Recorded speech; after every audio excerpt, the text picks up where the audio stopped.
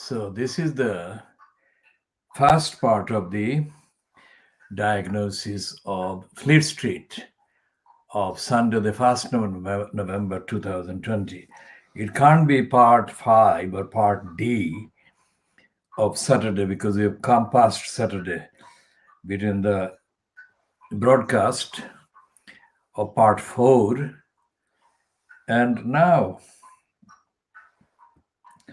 So when the Sun publishes the claim that it was running an exclusive piece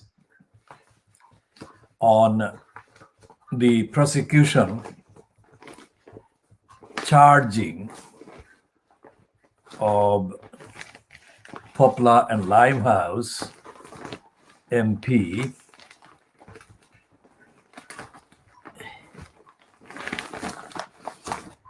Afsana Begum with housing fraud. It says it was publishing an exclusive as if the tag exclusive contained exclusive information that no other Fleet Street title or outfit would have access to. That is one of the misleading claims by the Murdoch-controlled scum Sun newspaper. It was not an exclusive in the sense that it didn't actually contain much information that wasn't known. And it didn't examine all the factors that we have outlined and summarized in the last part of Saturday's diagnosis, part 4 or part D, in which we mentioned Lutheroman lying, we mentioned Eric Pickles lying and being an idiot, and we mentioned Ken Knight, an ex-fire bridesman who was a liar and a crook, as was his colleague, who the two of them were overly praised by Ted Jury. Ted Jury at the time was still connected with the propaganda narrative aimed against the general Muslim community in Tower Hamlets at the time. Now,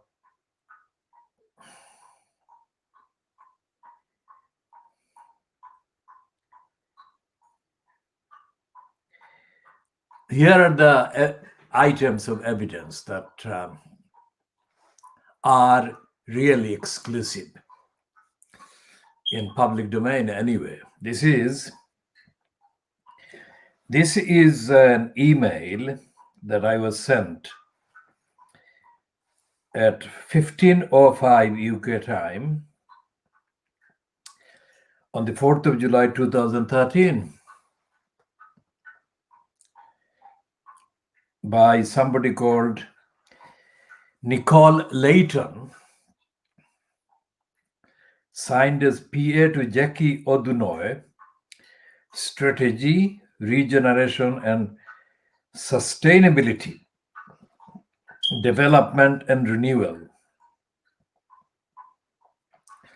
London Borough of Tower Hamlets Council. Now it says, Dear Mr. Huck, I understand Mayor Rahman requested at yesterday's cabinet meeting that Jackie Odunoy provide a written response to your question.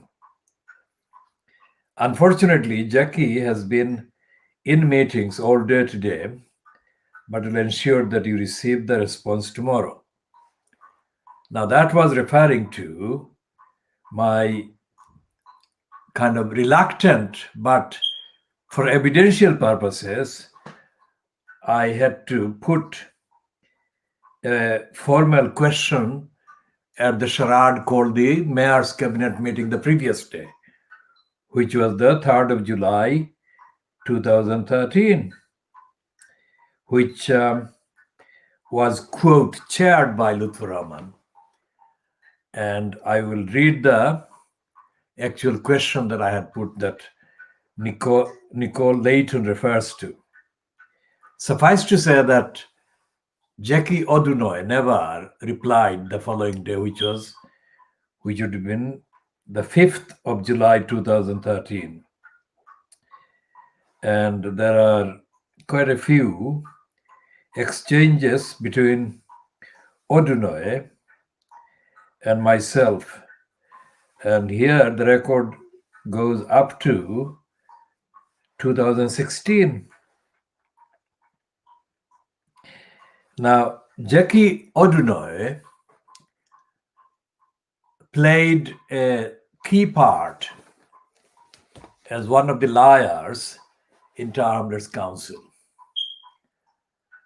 And she fabricated quite a few of the lies that benefited the regime at the time in place.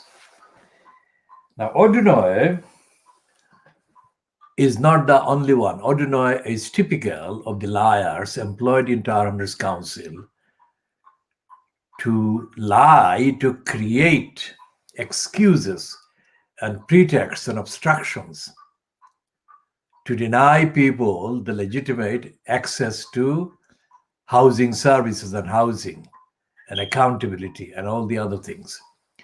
Now, Odunoy was one of the people who was involved in harassing a group of people, tenants in a cooperative, very small cooperative, that included a man in his 80s. And there was a petition before the July meeting of the Tower Hamlets Council, so-called full council. Now, it's not full as in F-U-L-L, full. That is what the written word says, but it is actually Fool's Council, F-O-O-L-S apostrophe after the S. And at that meeting, there was a petition presented by the same Andy Arlam that was part of the petition against Lutfur Rahman. That was the year before. Now, Andy Arlam presented the petition, and he actually used the word cruelty or the concept of cruelty by the employees of Tower Hamlets Council perpetrated against those very small number of people living in a cooperative in Bow area. And one of the kind of affected tenants was a man in his 80s. Now, Jackie Odunoy featured over a significant length of time as being involved in the cruelty and the lying and the denial and the criminality and the illegality perpetrated in the name of the corporate Tower Hamlets Council, but perpetrated in full knowledge that the perpetrations were illegal, unlawful. And that's where the democracy deficit comes in. Odunoy could not perpetrate one incident of her lying, but she was unleashed against ordinary people, ordinary members of the community in Tower Hamlets, to behave as if she was impune. And with impunity, she went about attacking people's rights. And she lied, and she fabricated, she faked. And this suited Lutfur Rahman, and Lutfur Rahman knew that she was lying.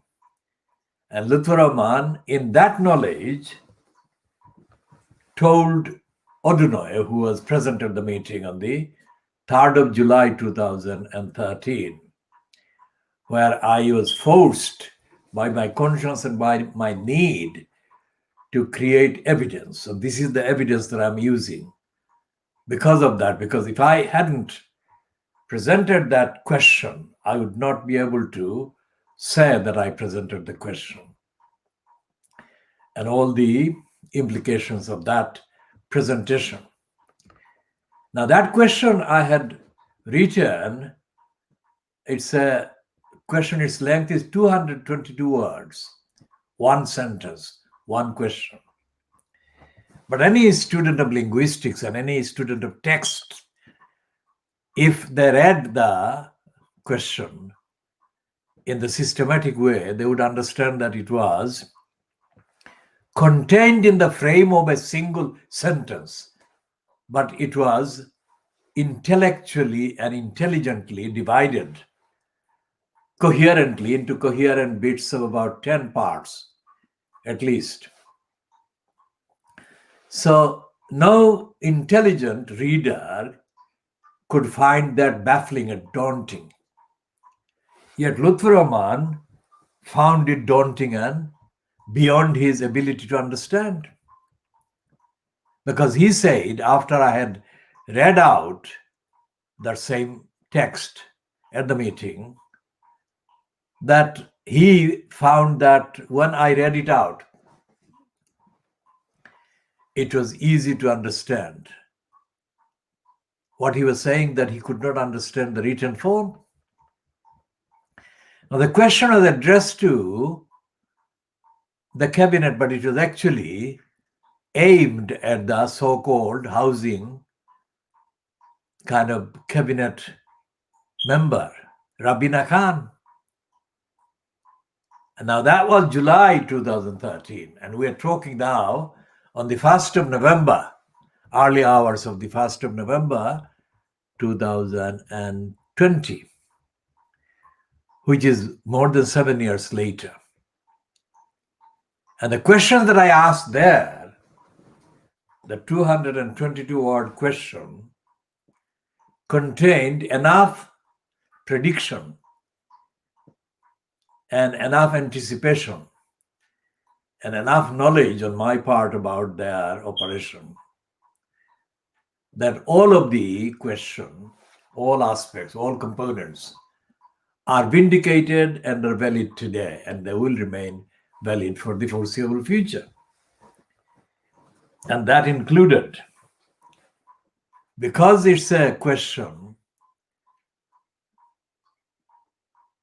and not the descriptive kind of details of the contents of the aspects of the housing operations of the council, that it made implied references, and it implied in clearly cohesive and understandable ways. I'll read the question in a minute.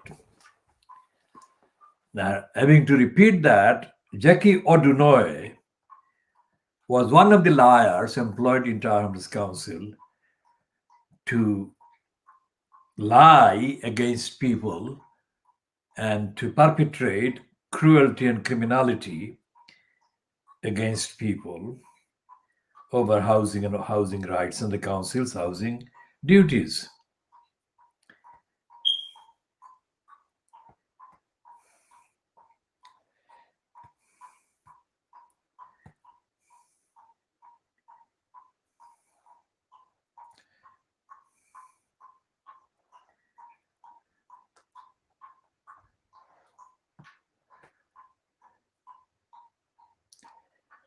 Now, this is the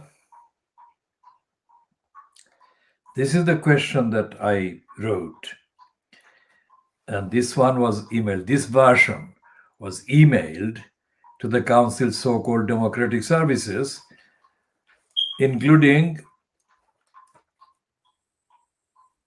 a person called Matthew Mannion, but it was essentially primarily sent to John S. Williams. John S. Williams is the same John S. Williams who was one of the two defendants in the petition that N.D. Arlam and three others had submitted against the mayor election of 22nd of May 2014. Now, this question that I sent by email at UK time 1634 hours on Tuesday, 2nd of July 2013. And it was headed Question for Cabinet on Wednesday, 3rd of July 2013. Have a read of this question. Remember, it's 222 words long, one sentence. Will the items as listed under, quote, strategic priority in the document marked homelessness statement 2013 to 2017. So read again. Will the items as listed under strategic priority in the document marked homelessness statement 20132-2017 be actually implemented by Tower Hamlets Council?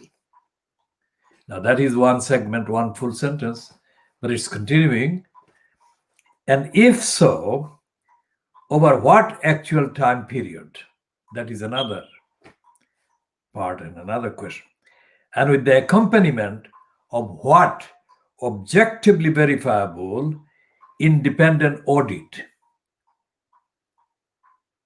that meets the requirements of all the anti-discriminatory legislation currently in place in the UK and in accordance with all the actual agreements, covenants, and accords that have been entered into by the Tower Hamlets Council, which has gone on the records as stating and or as claiming that it does in fact abide by those requirements and that it does in fact have personnel in place and measures ongoing as part of the council's mainstream activities, as opposed to stopgap tokenistic events, to ensure that those claims and statements are implemented, adhered to, and that they are manifestly, demonstrably, verifiably so, and that the independently credible evidence is already available in the behavior of the councils over the past relevant years to satisfy any constitutional, democratic, and evidential question that may arise as to the effect that the council has actual systems and measures in place to hold the relevant decision makers to account. Now that's the question, 222 words. But it's divided into 10 segments, and it actually includes and was expressly based on all the charters, agreements, conventions, and treaties that the UK was signed up to even by then. And the UK remains signed up to even to this day. And I'm referring to the treaties, conventions, agreements, declarations, and charters that are covered by and inspired by the United Nations and the UK's signatory status as a member of the United Nations. And this question I read out. And after I read this out, Lutfur Rahman behaved in a way that proved his stupidity. He should have kept quiet and not commented on the difference between the actual written form and my reading of it.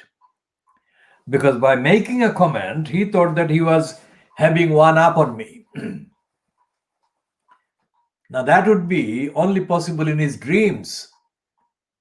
But the fact is that he tried to do that and tried to come across as clever and crafty.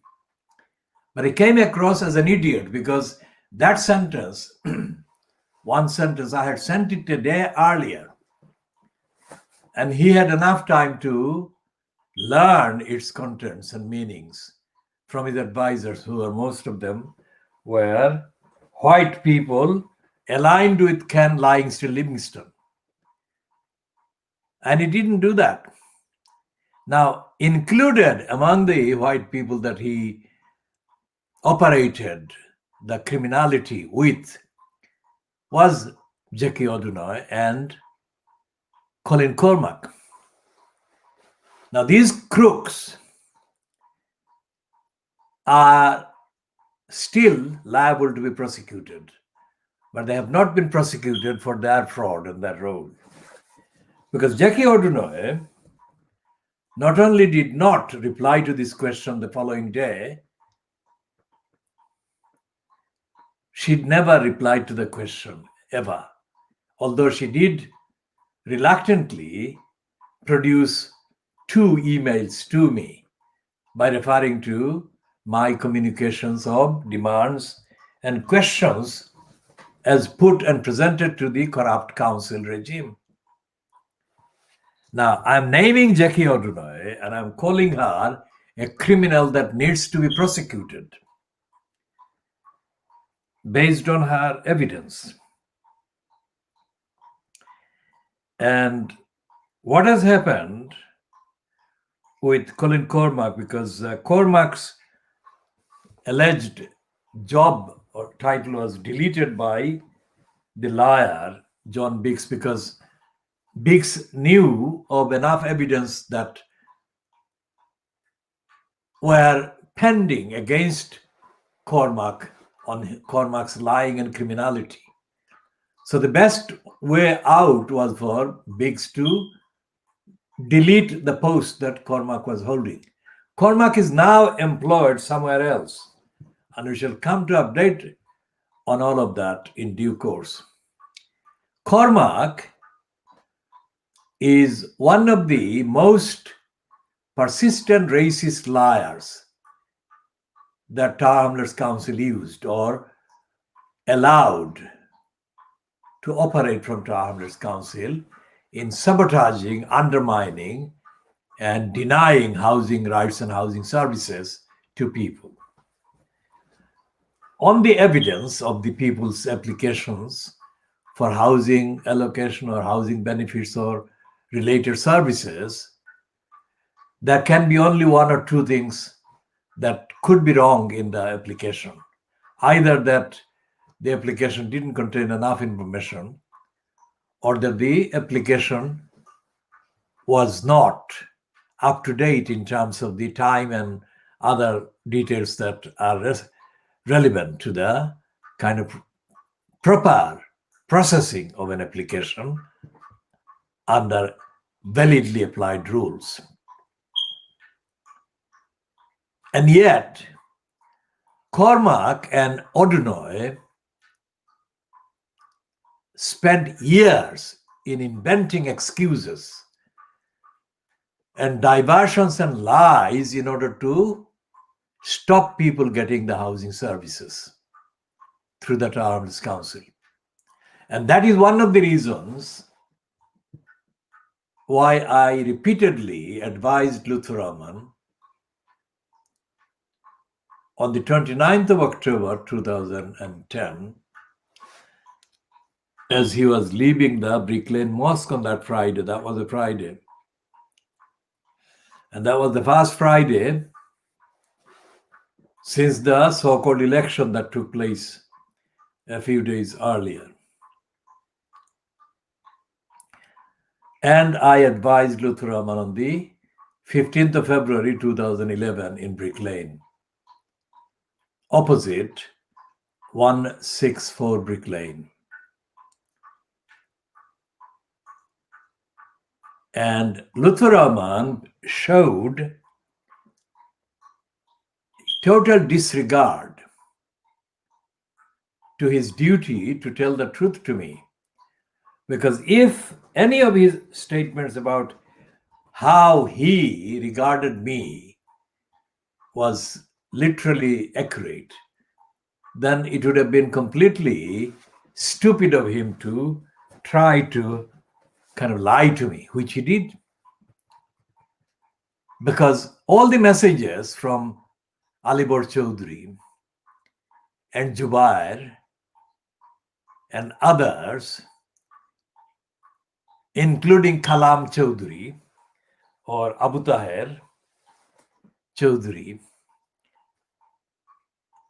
said without any exception that Lutfur Rahman had the highest respect for me, my abilities, my contributions, and everything I do for society and community. If they were true, then he should not have lied to me, and he should not have ignored the advice that I was giving him, which advice he should have acted on, and that would have saved the unique resources and work that were under attack from these liars in the council. Subsequent events, of course, have shown that Lutfur was operating a systematic agenda of lying. Because it wasn't just Jackie O'Donoghue, it was Aman Dalby as well, that Lutfur lied through and was lied for. Because when I met Aman Dalby in the immediate aftermath of that particular kind of presentation of that question, Aman Dalby promised to me that he needed 2 weeks so that he would do the necessary action and stop the further attacks that were ongoing on the properties and the resources, unique properties and resources. And he lied, and he then didn't deliver on that promise. So when I attempted to tell Lutfur Rahman that that is what was happening, and he should stop telling me to meet with any of those people, and he should sit down himself and take the details from me. This conversation took place in front of Rabina Khan. And although she was in post, getting the allowances in the name of being the housing cabinet minister, Rabina Khan was completely vacant. Her brains were completely absent.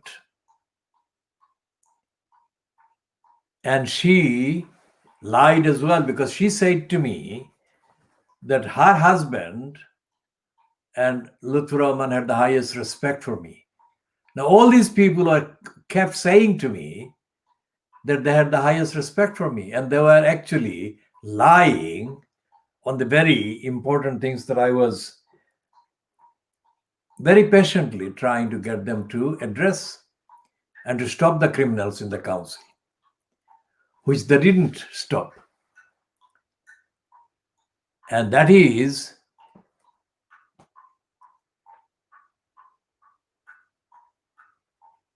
only a kind of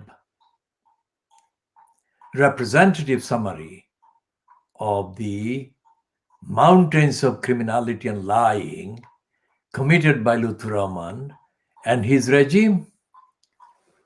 And most of the losers of the lies will be the Bangladeshi community, not the non-Bangladeshis. So this also proves that John Biggs was a kind of intentional racist liar on Sunday, the 22nd of September 2013, when he spoke to the BBC and made a completely fantastic, untruthful assertion giving credit to Lutfur Rahman, allegedly for helping the Bangladeshis at the expense of the non-Bangladeshis. Lutfur Rahman never help the Bangladeshis at the expense of the non-Bangladeshis. No way. Lutfur Rahman has hindered the Bangladeshis by lying and by abusing his position and by corrupt deals that he made with known criminals operating in Tower Hamlets, whom he gave access to resources that belong to the people of the Bara, not just Bangladeshis, but the whole electorate and the community in Tower Hamlets. And Lutfur Rahman's main motivation, the only motivation, was to get himself the support which he thought he would get by corruption and corrupt means. And this is the reason why the evidence needs updating, which we are doing, and contexting, which we are doing, especially as the concept of housing fraud has come into the news again. And we shall be duty bound to update the evidence, strictly speaking, evidence. As I have said before, neither I nor the rest of the campaign is ever motivated by personal agenda to cause any detriment to any person. Compared to that resolution, principal resolution, remains the duty to tell the truth so that the wider community gets the benefit of the knowledge and can make the decision based on the truthful access to the information that is so central to their rights in democracy, to the rights to the services, and to the rights to their rights to have a fair hearing about the events that are decided about them, but without their having the correct and full and timely say on those decisions. When I call this the world exclusive diagnosis of the British media, people who are not living in this country or people who are not necessarily fully familiar with the events and the behavior of the British media may think that we are making an exaggerated statement. They are entitled to feel that if they are not in the UK or if they are not familiar with the events in the UK. They are entitled to feel that. But we can only ask them to look at the evidence. Is there any channel? Is there any campaign, any outlet that is doing anything remotely comparable to this one in bringing to the viewer the actual direct evidence right from the center of the crooked organizations? And we have covered today the Secretary of State, the central government UK, as we have done before. And we have covered the role of the BBC Panorama. And we have covered the role of by implication, by the role of the various employed people who have got licensed law trader kind of certificates or licenses. This is similar to the kind of platforms and the mountains that we had to encounter in the forms of the UK House of Parliament and the UK central government departments like the Transport Department and others, and the behavior of Fleet Street outlets at the time when the Crossrail fronted agenda was being pushed against the community in the east end of London, against the communities across the whole of the capital, because Crossrail has been delayed now for it was supposed to become operational in the year 2018. So 18, 19, 20, 21. It's not yet certain whether next year, that is 2021, it will become operational. Regardless of what day or year it becomes operational, the essential evidence shows that the promoters of the Crossrail fronted project, including the hole in Brick Lane, were lying about the benefits that the Crossrail whole project would bring to the community. And as is obvious, the Kudilar campaign was formed and founded in December 2003 to stop the Crossrail hole. Now, it is far more complicated and complex and arduous than such a slogan may suggest. Because what we had to deal with were thousands of people in paid positions, costing billions of pounds, who were promoting the project. And we had nothing. We had no billions, and we didn't have even a proper kind of campaign office, let alone personnel, paid or otherwise, to monitor the contents of the publicity and propaganda and the claims that were being issued in their dozens every single day by the promoters of Crossrail. So we leave this particular question for the viewers of this particular edition to ponder. How then did we stop them?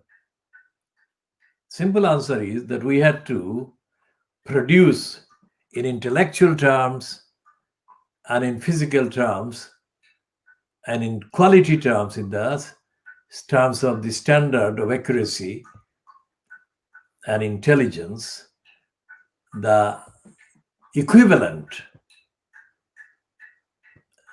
materials that matched the Crossrail promotion propaganda and went above them, so that we successfully argued against them and beat them and then stopped them. So we overcame all their combined intellectual reserves and resources, technical, legal, social, and propaganda, and everything else. We did not seek a single penny of the public money in doing that. The short amount of donations that we did receive amounted to covering the costs of the media sometimes, but even that was not covered by any of the donations.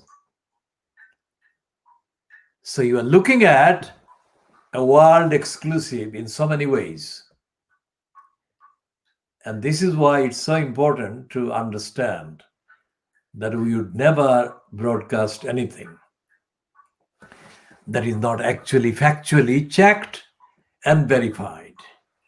And the newspapers we are kind of representing the diagnosis about are only representative of the newspapers that we have studied over the last decades, and how many copies of how many newspapers and magazines we have had to study and kind of digest the contents of, and then go beyond the digested contents and to produce our unique analysis.